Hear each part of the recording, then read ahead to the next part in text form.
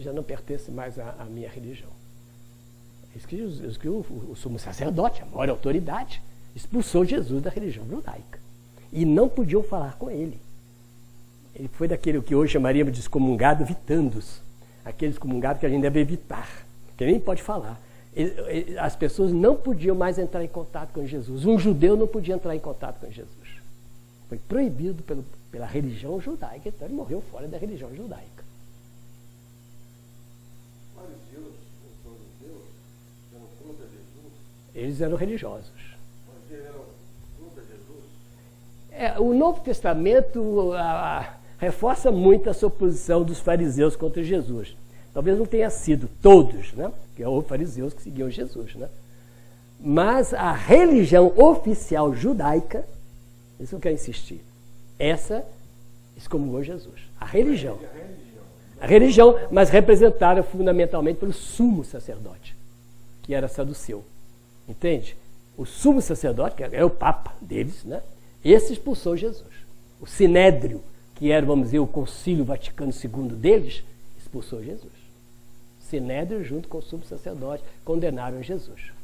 Houve um protestozinho de um dissidente do PT que protestou, mas ele foi expulso. E também eu posso dizer... Pois não. Dizer que nessa questão da religião judaica, a época de Jesus, existia muita religião, um pouquinho de religião, certamente muito. Quase nada de fé. Isso eu não vou julgar ninguém. Eu estou querendo que vocês distingam somente. Agora eu estou dando o exemplo de Jesus agora. Primeiro, ele foi expulso da religião judaica. Segundo, o ato mais sublime dele, que foi a entrega da vida dele na cruz, eu não vou dizer que foi um ato cheio de religiosidade. Você pregado numa cruz, com uma dor terrível, morrendo com uma hemorragia tremenda, com o pulmão apertado pela uma cãibra muscular, morrendo dessa, aí o doutor pode explicar melhor do que eu, esse homem não está numa...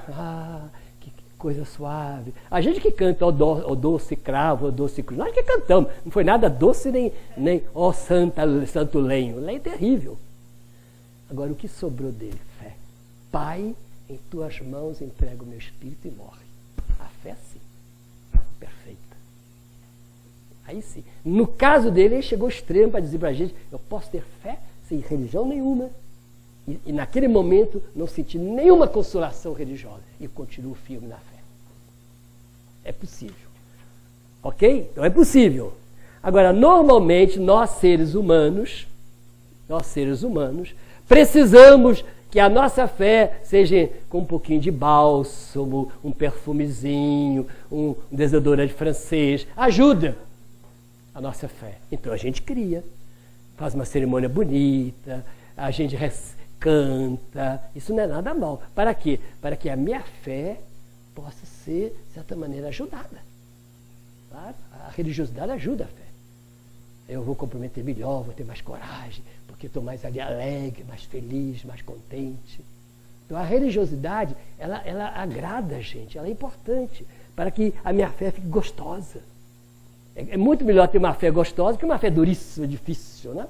Mas se a gente perder o gosto, a fé não pode perder.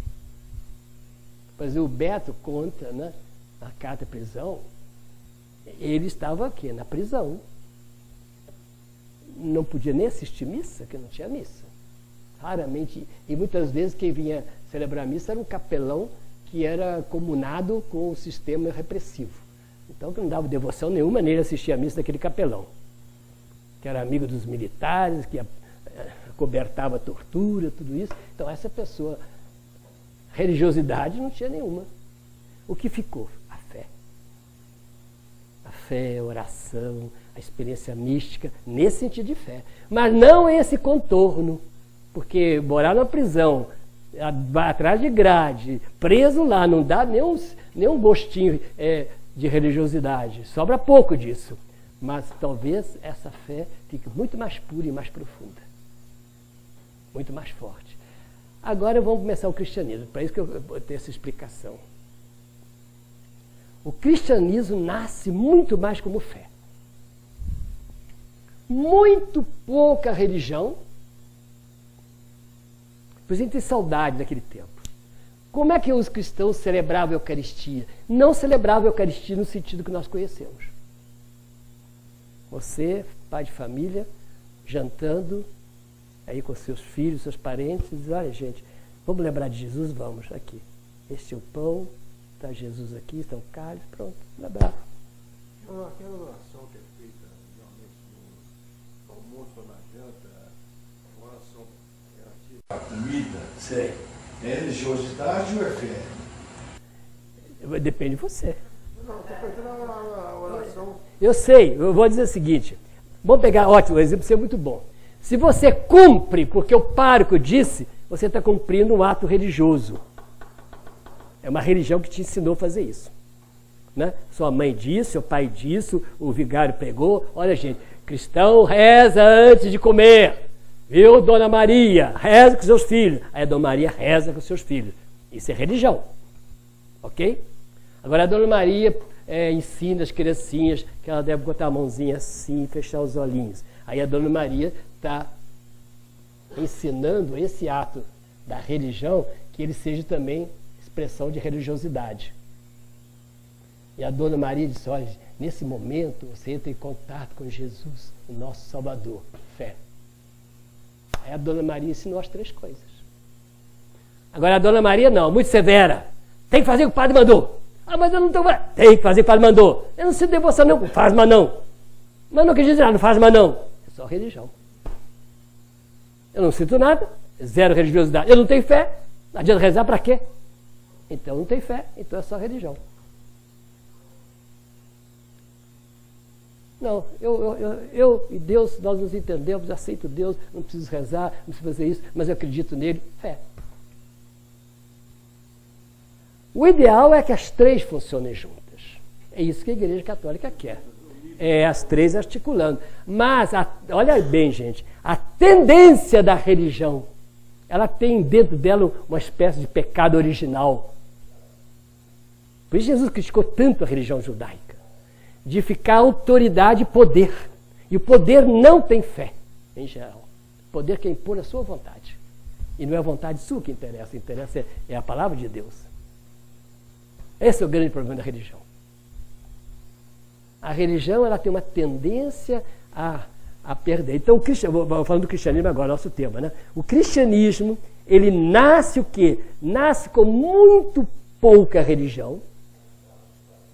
O único gesto que eles tinham era a celebração no jantar. Durante o jantar, eles celebravam a Eucaristia. Ou um pouco antes, ou um pouco depois, varia. Não tinha muito mais que isso, não. E quem eram os ministros daquela época? No começo, provavelmente, os pais de família, porque era a tradição judaica, então eram só homens. Depois, lentamente, a religião começa a organizar. Não, vamos escolher. Aí vem o apóstolo, eu imponho a mão. Eu imponho a mão nesse. Quando começa a impor a mão, já começa a organizar. Agora, a religião cristã começa a ser religião mesmo com a conversão do Império Romano no IV século. Aí sim, aí torna a religião mesmo. Organiza tudo. Igreja, templo, constrói. As casas do imperador viraram templos, e setas, cemitérios cristãos. A catacumba é interessante. Quem foi a Roma e visitou Catacumba, ali é um iniciozinho, mas é tão pobre, tão simples, um rabiscozinhos, lá um pastor, lá um Jesus pastor. É isso que eles tinham. Agora compara com as catedrais medievais, aquelas estátuas imensas. Aí já é religião. As grandes catedrais, as procissões. Aí já é religião. A religião começou no século É, mas ela sempre começa do início, porque já havia na ceia, já um início de religião. Depois Paulo já começa a mandar Tito, a Timóteo, a organizar. A religião começa, mas digo, para valer, essa que nós conhecemos, é depois da conversão do Império Romano, ficou mais forte. Mais forte, já foi crescendo. E com Gregório VII... Já tinha Papa, né? O Papa da no com a nossa leitura de hoje, nós chamamos de Papa. Agora, se você perguntasse, seu Pedro, você é Papa? Ele diz, quê? Ele sabia que tinha alguma coisa, que todos os apóstolos receberam uma missão de Jesus. de anunciar. Nós sabemos muito pouco dos apóstolos, o que eles fizeram. Foram anunciar o Evangelho. Anunciar o Evangelho é fé. Crede no Evangelho. Isso é fé. Convertei-vos, batizai, convertei-vos, batizai. Agora, o batismo já é um sinalzinho já de religião. Porque marcou a conversão como um sinal. E quem administra o sinal, de certa maneira, tem um certo poder sobre a maneira de viver a fé. E assim vai. Então, o cristianismo começa praticamente com pouca organização, mas com muito fervor, porque eles conheceram Jesus. Portanto, o seguimento de Jesus era importante, seguir Jesus. Portanto, muita fé. Daí que tantos mártires. O martírio é a expressão de fé. Ninguém morre por uma religião. Ninguém morre por uma religião, morre pela fé. Se morre pela religião, é fanático.